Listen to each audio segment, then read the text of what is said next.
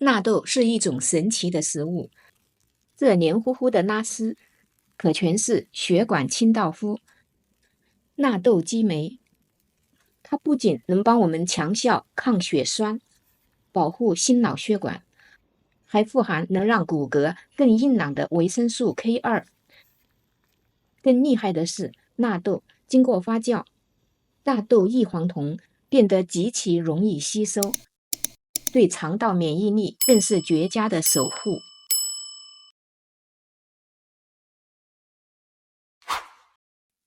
做納豆選豆子有講究，盡量選右邊這種小粒的黃豆，個體比一般黃豆小，發酵面積大，拉絲更多，更適合做納豆。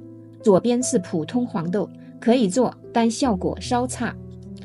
選新鮮能發芽的黃豆是最好的。今天我們用500克乾黃豆，先用水將豆子淘洗乾淨，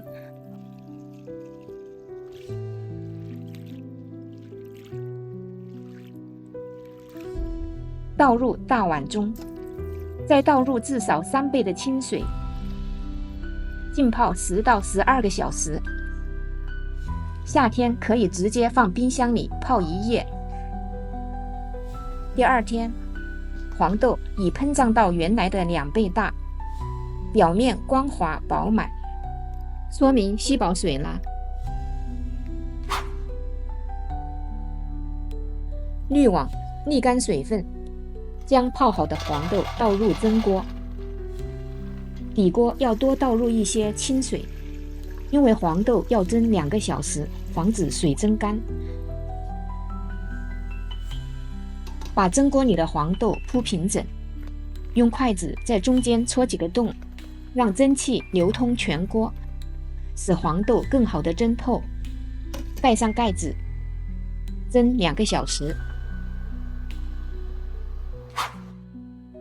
現在準備容器，我喜歡用這種不鏽鋼的小食品盒裝納豆，方便高溫消毒，也方便低溫冷凍，而且這個蓋子的密封性特別好。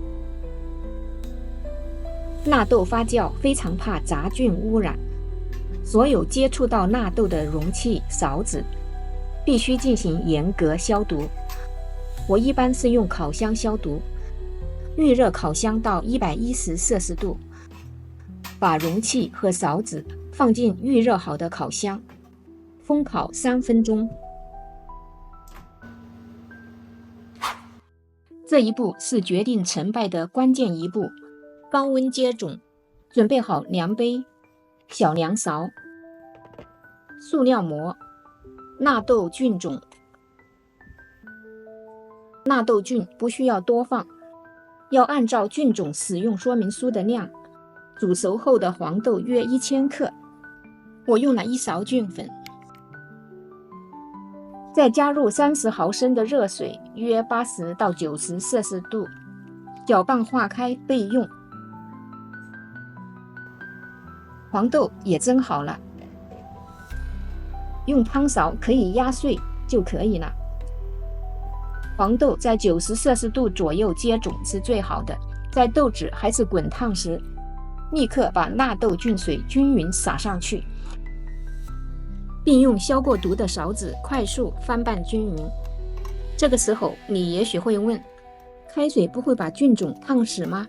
放心，我用的這個納豆菌天生極其耐高溫，一般的雜菌超過70度就死光了，而這個納豆菌卻活得好好的。利用高溫殺死雜菌，保證納豆的絕對潔淨度。同樣要趁熱，趕緊把豆子分裝進消毒好的不鏽鋼小盒子裡。這裡有一個小細節，豆子千萬不能堆得太厚，最好平鋪開，厚度控制在3厘米以內，因為納豆菌在發酵時是需要大量氧气的，太厚了，底部的豆子呼吸不到空氣就會失敗。鋪好後，立刻鋪上一層保鮮膜，防止雜菌落下。再用牙籤在保鮮膜上扎幾十個小孔，讓豆子呼吸到氧氣，然後用手輕輕壓膜，排出空氣。把分装好的豆子逐一放在烤箱層架上，關閉箱門，按酸奶功能鍵設定16個小時，非常省心。烤箱會自動維持在恆溫40攝氏度。在這16個小時裡，不要打開烤箱門或者攪拌豆子，以免溫度下降影響發酵。經過16個小時的等待，打開箱門，一股醇厚特有的納豆香氣撲鼻而來。揭開保鮮膜看看，豆子表面已經覆蓋了一層薄薄的白色菌膜。先讓它在室溫下自然晾涼，然後再蓋上蓋子，密封後放進冰箱冷藏室，冷藏24小时。這在專業上叫後熟，也就是讓納豆菌在5到6攝氏度的低溫下繼續微弱發酵。在這個過程中會產生更多的谷氨酸，這才是讓納豆變得黏黏糊糊、拉絲驚人的秘密武器。24小時後，從冰箱拿出納豆，撕開保鮮膜，看看這層細膩的拉絲非常均勻漂亮。重點來了，吃納豆前一定要先乾攪，不要加任何調料，順時針用力攪拌它。看，隨着你的攪拌，這驚人的銀絲和細膩的白色泡沫瘋狂湧現，這拉絲拉到半米高都不帶斷的，說明我們的發酵極其成功。這時候再淋上一點生抽醬油，喜歡的話可以加1小勺芥末，撒點小蔥花，將所有佐料攪拌均勻。最後把它蓋在剛出鍋的白米飯上，味道軟糯綿密，醬香和豆香在舌尖炸裂，簡直是人間美味。自己在家做納豆，健康省錢還解饞。做好的納豆冷藏可以存放7天，如果做得多吃不完，可以像我這樣分裝好塞進冷凍室，零下18度可以保存長達1年哦。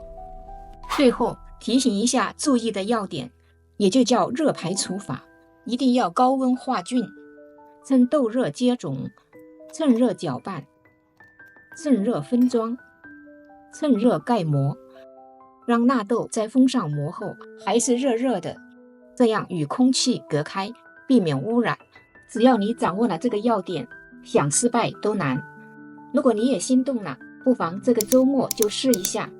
喜歡本期視頻的話，記得點讚、訂閱和分享。我們下期視頻再見。